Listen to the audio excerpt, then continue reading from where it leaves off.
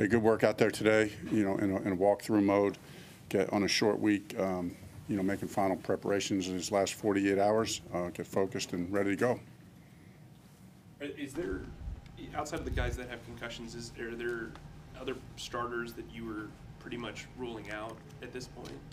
But really the only two that I mentioned, like you said, are the concussion guys, Burns and Henderson, they'll be out. They will be out. That's all I'm ready, that's all we're ready to say right now. I know you have a history with Jordan Matthews, but he was a wide receiver the last time you guys were together. How has he grown as a tight end, and how can he help this group? Jordan's an explosive athlete. Obviously he's, when I had him as a receiver, he was about 220, He's, 230 plus now, so he's put on a little bit of weight and bulk and strength, and he looks super explosive. You see his receiver skills, but yet he is a, as you know from watching him, Mike, he was a very physical receiver. So this transition to tight end was pretty natural for him, and where he can hold his own in the run game and do what he has to do. So obviously newer here, but have a lot of confidence in Jordan. He's a real pro, and he'll be ready to go and play whatever role we need him to play. Chicago is known kind of, obviously, for windy weather and conditions in the field and all that stuff. What's the biggest challenge from like a preparation standpoint with that field, with that atmosphere? I just think it's, you just don't blink at it. It's going to be windy there, and so you adapt. I mean, you maybe, does it change the way you call the game? I mean, I looked at the weather. It's supposed to be pretty decent. There'll be winds will be in the teens, so it'll be a little bit of a factor, but not a huge factor. So to me, once it gets over 20 miles an hour, then you got to start thinking about some things. But I think it should be a pretty nice evening. Does Blake Martinez have an opportunity to be up? We're still evaluating that. I mean, he does have familiarity with the system. It is a nice insurance policy. It would be a quick up. I guess if anyone could do it, he might be able to, given his experience and his knowledge. But we'll see how it plays out over the next day. I apologize if you have answered this before this week, but what was the inspiration even moving practice to the main field this week? Or was there anything? No, just a couple reasons. Our walkthroughs. Anytime we're going to go in walkthrough mode now that now that the soccer season is over. Now we can get in here and, in our stadium. I just think there is something, and that's an important reason to me. Get in our stadium, a familiarity with it. There's the practical reason. It's just a little bit more convenient for the players.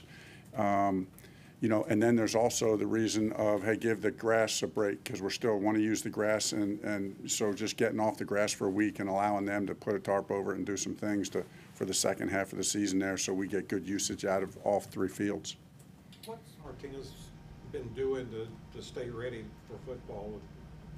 These guys, they're in shape. They're in shape. And he's played enough football that, readapting to the whole idea of, hey, our system and understanding it and looking at offenses and what they do comes pretty natural to a guy like Blake.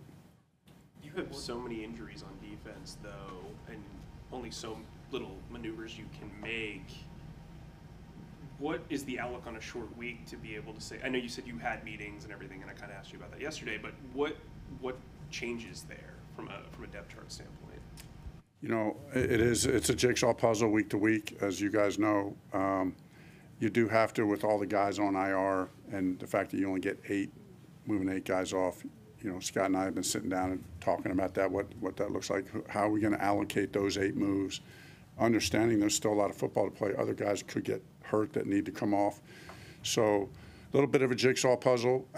What I find is that, by the time, as you work through the week, it just has a way of working itself out. Sometimes you got to make some tough decisions. But I think Scott and his team do a good job. I think our coaches do we do a good job communicating what our needs are and how we're going to adapt and adjust, how Chris Tabor's going to adjust as a special teams thing.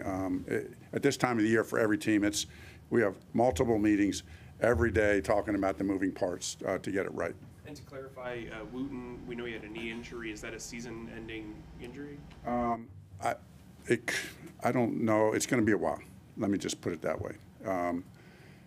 you know, based on the report that I heard this morning, it probably will be season ending.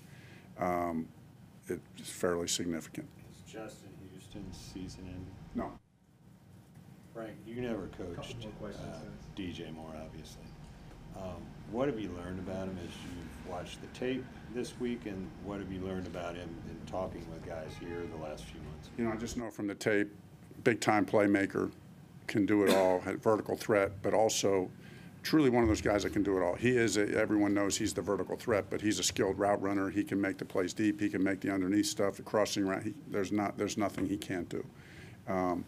So really a great player. And then, of course, you hear about the person. You know, you come in this building, and he made quite an impression, you know, on the people in this building with, you know, who he is as a person, class act.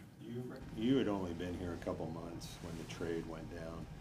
Did you have any say in, like, hey, let's try to keep that guy? Or? No, I knew he was a great player, but when you find your quarterback, you got to go all in. And you can't look back. And those are really hard decisions. And especially what makes it harder is with a guy like, you know, even though I didn't know him, you know, I know that'd even be harder for everybody else here that did know him. But, you know, when you find the quarterback that you want, you have to be willing to make that. You have to be willing to make that deal. And that's just part of the business that stinks. But you know, you're taking steps to build a championship franchise, and getting your quarterback is a big deal. And so that's the move we made. Frank, Frank, what's the latest on Marquise Haynes in terms of health, and then and what will he bring to your defense? Yeah. So Marquise, right? We kind of started his timeline. You know, so he's got 21 days, so we can make a decision anytime in there. You know, just see how he, you know, we got him a little work today. You know, just kind of get him up and going, and get him back in the fold. He's obviously has been working hard in the return to play with our equipment. I mean, with our trainers and strength staff. So he's in good shape. You know, we just have to see how quickly he can adapt and be ready to play in a game. But what he would bring is, you know, he's got some juice. He's got explosiveness. He's played good football. He's a proven winning player. So he won't play Thursday? Sorry. Yeah, I mean, nothing. We're not even at this point. We're just, you know, at this point we're just kind of ramping him up slowly. And then we haven't even sat down yet to say, okay, here's the final 53 or the final 48. Miles had a pretty good game. Second half there, you guys gave you a little Yeah, spark. Will he be back in the starting lineup? How do you approach that running back situation this week? We're just rotated. I mean, and what's funny is, you know, it's a funny, not a funny question, but you know, sometimes when, you know, and now Thomas has seen this in scripting the first plays.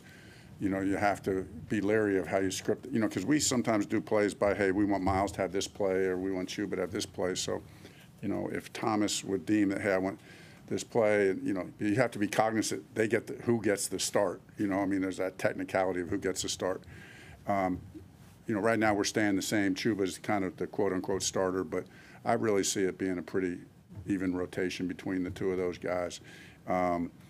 And, you know, and still trying to get Raheem in a little bit where we can. All right, thank you. Thank you. Thanks, everyone.